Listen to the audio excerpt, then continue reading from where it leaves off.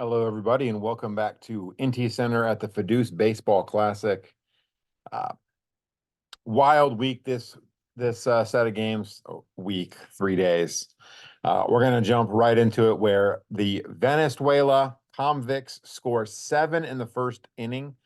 They get 2-run homers from Ronald Acuna Jr., Andres Galarraga, and Salvador Perez, plus a solo shot from the little rubbish bin who could, Jose Altuve. Brand new ball players try to rally. They get a 3-run homer from Ted Williams, but they could never get out of that early hole, and the Convicts win that one 11-7. Elsewhere, Rum Row was up 4-0 and 6-2 on Teddy Bears and led 6-3 heading into the 8th inning. But Teddy Bears scored 7 times, 4 of them unearned, thanks to an error by Ed Kochke, extending the inning, and Ty Cobb hitting a grand slam on the very next pitch. Teddy Bears tack on a run in the 9th just for good measure. They win this one 11-6.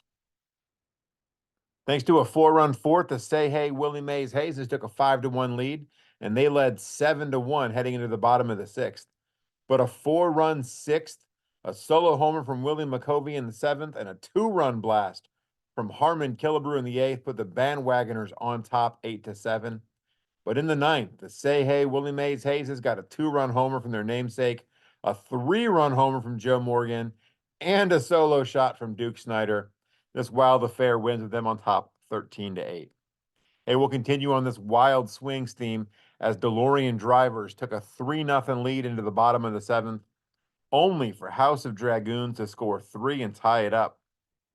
DeLorean Drivers answered with a 2-run double from Ken Griffey Jr. in the top of the 8th, only for a George Sizzler grand slam to put the Dragoons back on top in the bottom of the inning.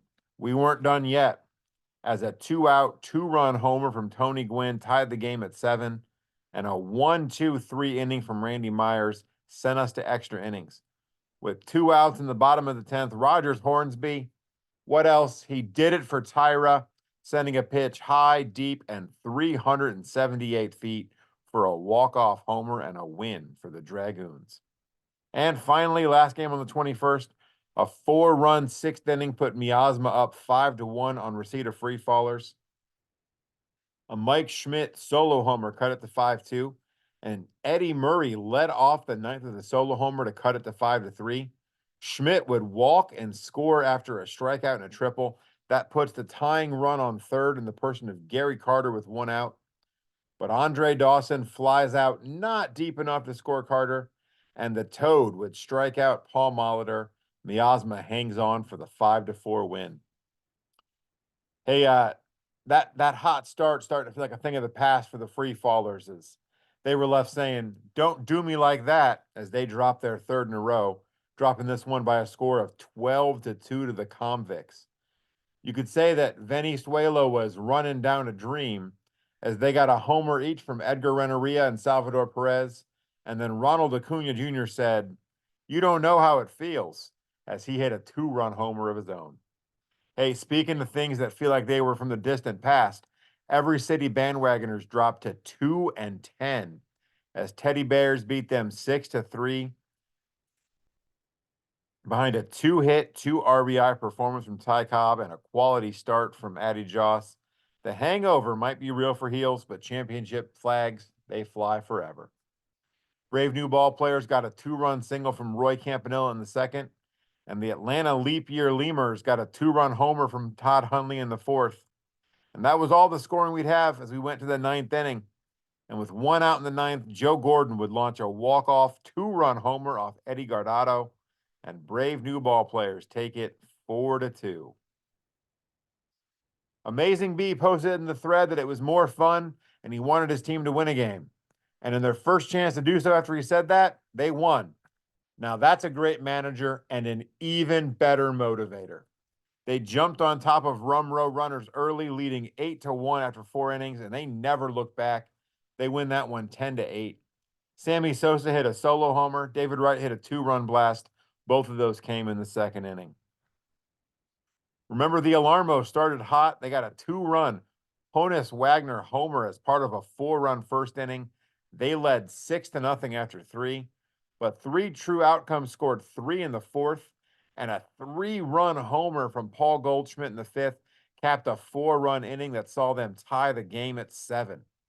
A 3-run homer from Giancarlo Stanton in the 6th put them ahead. And in the 9th, Zach Britton would give up a 2-out RBI single to the pinch-hitting Tip O'Neill to make it 10-9. Another single, this time from Yadier Molina, would put runners on the corners, and John McGraw would suck it like a narc, flying out to shallow left field. 3 true outcomes. Hang on for that win. Hey, go ahead, make it 2 wins in a row since Amazing B asked the team to start winning again. This time, 2 homers from Albert Pujols helped pace the way. Teddy Bears score 3 in the 9th to make it look close, but they fall 11-8. Roberto Clemente, Honus Wagner, and Bill Lang each homered. Remember, the Alarmo topped the Dragoons 6-4. Atlanta leap year lemurs. They got homers from Jason Giambi, Luis Gonzalez, and Alex Rodriguez. Plus, if I may say so myself, a damn fine pitching performance from Andy Pettitte. They take down the Convicts 9-1. Barry Bonds had 3 homers and 6 RBI. Tony Gwynn had 5 hits. DeLorean drivers outcome the 3 true outcomes. They win 15-7.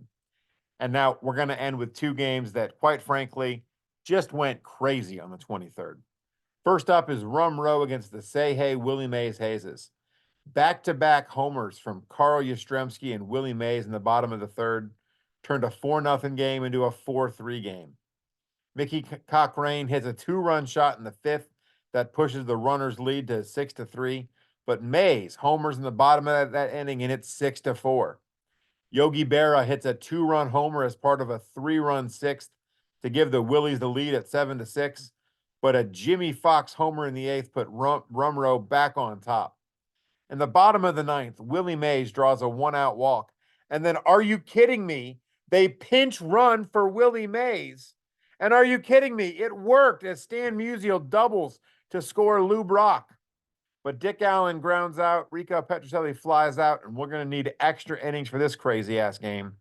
In the 10th, on the 4th pitch of the inning, John Anderson hits a 2-run homer.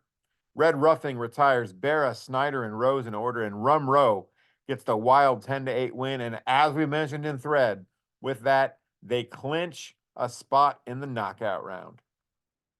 Finally, let's talk about Miasma getting a 4-run first inning and then trailing 5-4 after 3 innings after a 2-run homer from Joe Medwick. But this game wasn't done being crazy. A homer from Ed Delahunty in the 6th brought Miasma to within 6-5. 2 doubles and a single in the 7th scored a pair of runs and put them ahead 7-6, only for a solo homer from Hank Greenberg to tie it up in the bottom of the 7th. Eno Slaughter hits a pinch hit 2-run homer in the bottom of the 8th. The brand new ball players are up 9-7. Top of the 9th gives all kinds of heart attacks for both teams' fan bases. Jack Glasscock gets a leadoff single, but King Kelly hits into a double play.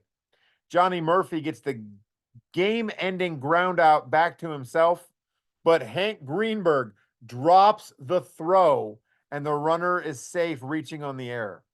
Dan Brothers singles, and a walk to Cleveland's own loads the bases with 2 outs. Fred Dunlap draws another walk.